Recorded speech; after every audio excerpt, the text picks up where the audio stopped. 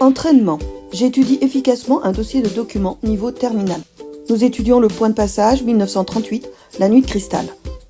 On regarde la présentation. Dès 1933, c'est-à-dire l'arrivée au pouvoir d'Hitler, les premières mesures antisémites sont appliquées dans le Troisième Reich.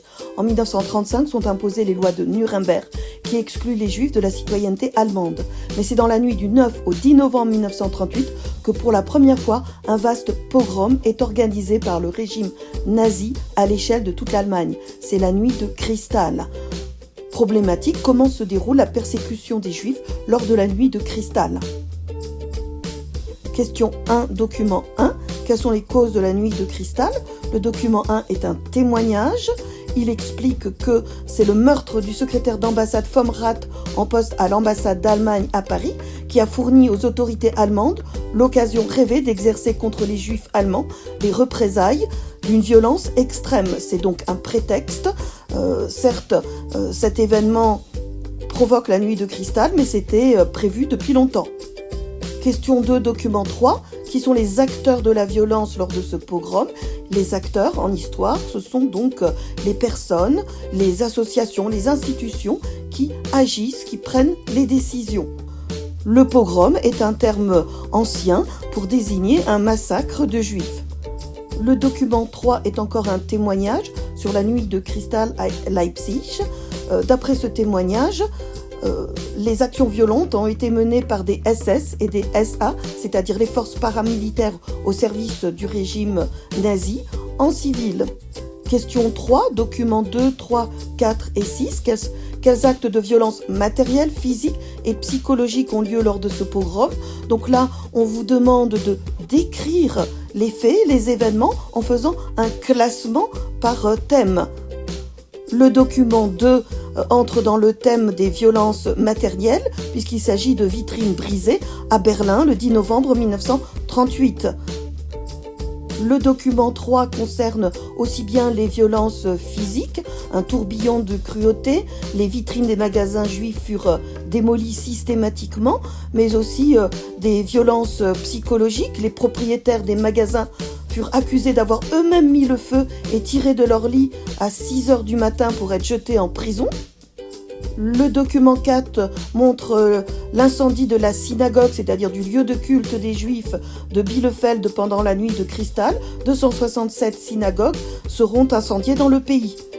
Le document 6 donne un bilan chiffré de la nuit de cristal avec un classement, les destructions, les incendies, donc les violences matérielles. 267 synagogues détruites, 7500 boutiques détruites aussi, les morts et les blessés, 91 juifs assassinés, de nombreux suicides, plusieurs milliers de juifs blessés et des déportés en camp de concentration. Question 4. Chronologie, documents 5 et 6. Quelles sont les conséquences de la nuit de cristal pour les juifs ? On a donc ici une invitation à analyser ce dossier de façon classique. Les causes, qui agit, quelles sont les actions et maintenant les conséquences. La chronologie met en évidence que dans les jours suivant la nuit de cristal, on a des emprisonnements, des tortures et déportations de juifs à Dachau, de nombreux départs en exil de juifs allemands. Il leur aurait en plus demandé une contribution d'1 milliard de Reichsmark et interdiction est faite aux juifs d'exercer un métier dans le commerce ou le transport et d'être à la tête d'une entreprise. Donc il y a une véritable opération d'exclusion des juifs de la société allemande. On voit dans le document 5 une photographie qui montre des juifs arrêtés et déportés en camp de concentration après la nuit de cristal de Baden-Baden.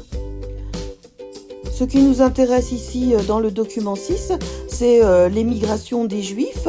On voit qu'elle augmente entre 1937 et 1939. Les Juifs allemands avaient souvent participé à la Première Guerre mondiale et ne saisissaient pas l'ampleur de la menace. Il a fallu la nuit de cristal pour qu'ils en prennent véritablement conscience, mais il était déjà trop tard pour certains. On vous invite pour aller plus loin, soit de faire un schéma fléché, soit de rédiger un texte argumenté sur la question problématisée suivante. Comment se déroule la persécution des Juifs lors de la nuit de cristal ? En fait, ce serait plutôt un paragraphe ou une partie d'une question problématisée. Donc c'est un pogrom organisé par l'État nazi C'est un antisémitisme d'État qui se traduit par un déferlement de violence. Les historiens ont pu parler de brutalisation de la société à la suite de la Première Guerre mondiale qui a pu banaliser les violences. Et dans un dernier temps, le bilan et les conséquences pour les Juifs des violences de différents types que l'on classe, des violences physiques, des violences matérielles, des violences psychologiques.